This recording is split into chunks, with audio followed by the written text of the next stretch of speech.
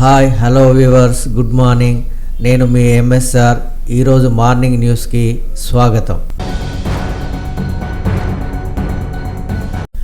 ED చేతిలో Arvind Bhagavatam. HMDA మాజీ అధికారితో కలిసి అక్రమాల దందా, వ్యాపారాలు, అక్రమాస్తుల్లో వాటాలు, శివబాలకృష్ణ నివాసంలో ఈడీ దాడుల్లో కీలక సమాచారం, ఆధారాలు లభ్యం.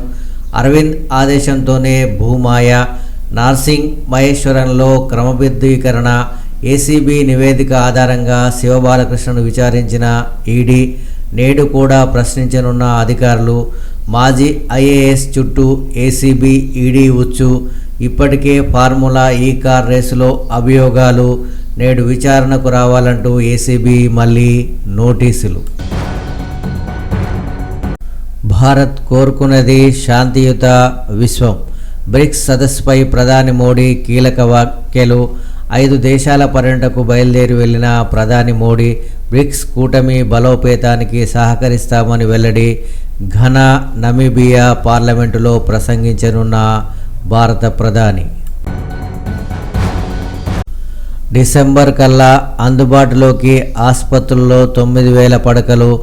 పేదలకు ఉచిత వైద్యం, నాణ్యమైన విద్య లక్ష్యం. వారికి కార్పొరేట్ వైద్యం అందిస్తాం. ప్రతి ఒక్కరికి స్పెసిఫిక్ యూనిక్ ఐడితో ఈ హెల్త్ ప్రొఫైల్ కార్డులు త్వరలోనే జారీ చేస్తాం. ఏఐజీ ఆసుపత్రి ప్రారంభోత్సవంలో ముఖ్యమంత్రి రేవంత్ రెడ్డి. బడా నేతల బినామీ కథ. ఫార్మా రైతుల ప్లాట్లను కొల్లగొడుతున్న నేతలు. ఫోర్త్ సిటీ గ్రీన్ఫీల్డ్ పేరిట భయపెడుతున్న వైనం. అనుచరుల పేరిట పెద్ద ఎత్తున ప్లాట్ల కొనుగోలు. రైతుల పరిహారం, నేతల పరాహారం కథతో చలనం. ఫార్మా బాధిత గ్రామాల్లో నేడు రైతుల పాదయాత్ర. పంచభూతాలపై కాంగ్రెస్ పడగా.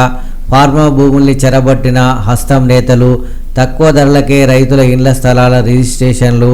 ఫార్మా భూములను రైతులకే తిరిగిస్తామన్న ఎన్నికల హామీని తుంగలో తొక్కిన Revanth. BRS working president KTR. Indiramma ఇండ్లు, భూభారతి అమలుకు కలెక్టర్లే మార్గదర్శకులు.